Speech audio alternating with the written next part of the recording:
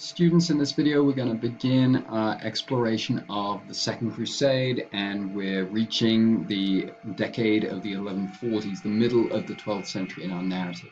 We're going to see once again that the idea of crusading and participation in crusading is spreading, but that military successes for the Crusaders are increasingly difficult to come by. So crusading is becoming more popular, but the Muslim powers that are opponents of the Crusaders in the Holy Land are more powerful and more united than they've been before. And so we're going to look at how these factors lead or contribute to the failure of the Second Crusade. Now, the great challenge for the Crusaders as we enter the mid-12th century period is the rise of Zengi and his creation of a unified Muslim principality in northern Syria on the edge of the Crusader kingdom. And increasingly, the Crusaders, the kings, the rulers of the Latin kingdom of Jerusalem are having to rely on their Muslim allies from Damascus to support them against Zengi. And then in 1143, King Fulk of Jerusalem dies. He dies in a hunting accident, and his son Baldwin was only a teenager, and so the rule of the kingdom passed to Baldwin's mother, Fulk's wife, Melisende.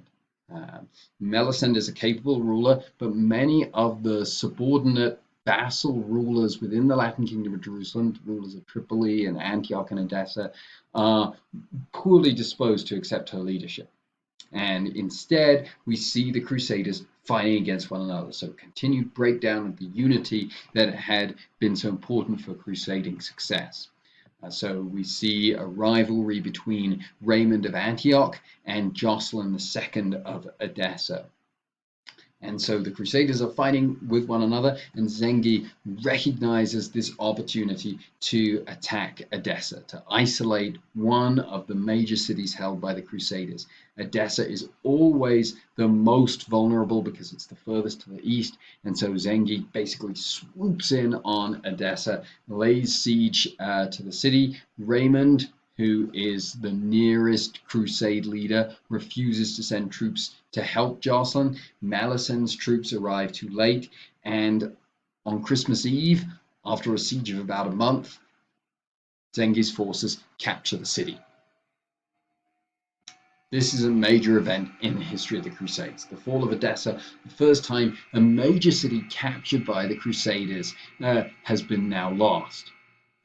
This is really important for Zengi. It establishes him as a leader in the Muslim world at this time. And other local Muslim rulers who had kind of assumed that the Crusaders would always hold these lands now start to see that it's possible to defeat the Crusaders and drive them out of the lands that they had conquered. Nevertheless, Zengi is also the end, or the capture of Edessa is also the end of Zengi's power. He is assassinated by a slave who resented being scolded for spilling wine. So we see the model for the creation of Islamic leaders who can unify the Muslim world. And the Muslim world is becoming more and more energized about the idea of taking on the Crusaders, and seeing the Crusaders as the enemy rather than fighting amongst themselves. The Crusaders, on the other hand, or more broadly, European Christians were shell-shocked by this defeat.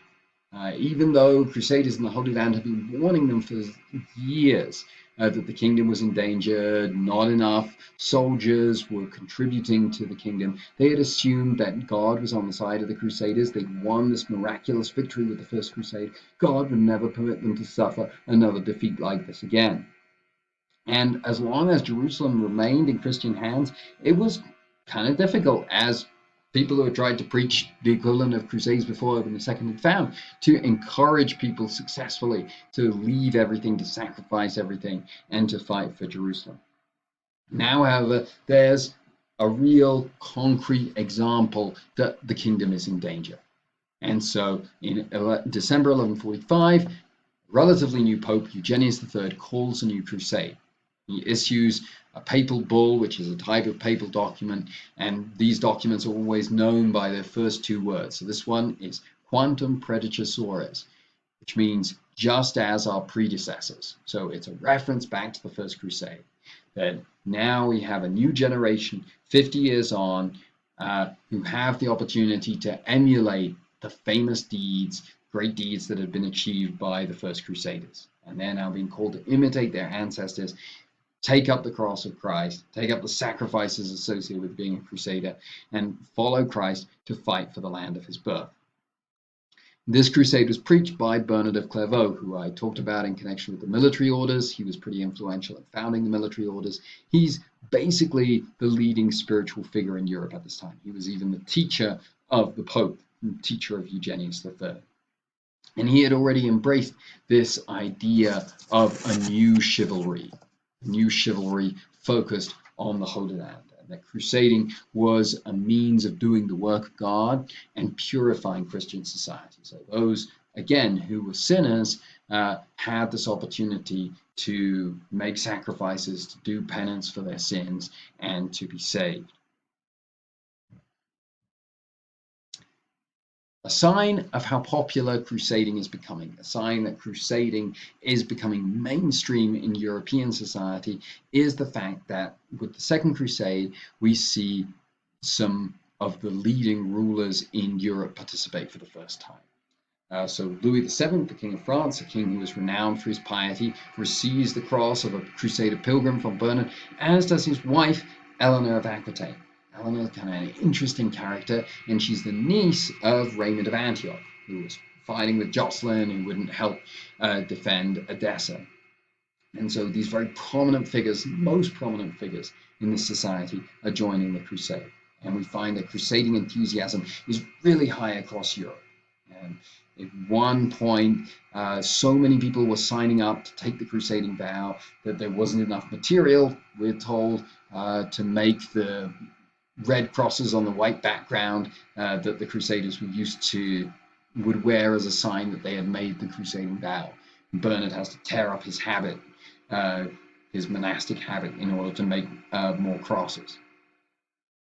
Crusading enthusiasm spreads to Germany, and Bernard even successfully convinces the emperor himself, the Emperor Conrad, successor of Henry III and Henry IV, to take the cross, participate in this crusading movement. And we're told there's this very famous story at Mass at Christmas that Bernard is preaching the crusade, and he directs the sermon at the emperor, and he says, when you die and you're judged, God will ask you, what did I not give you?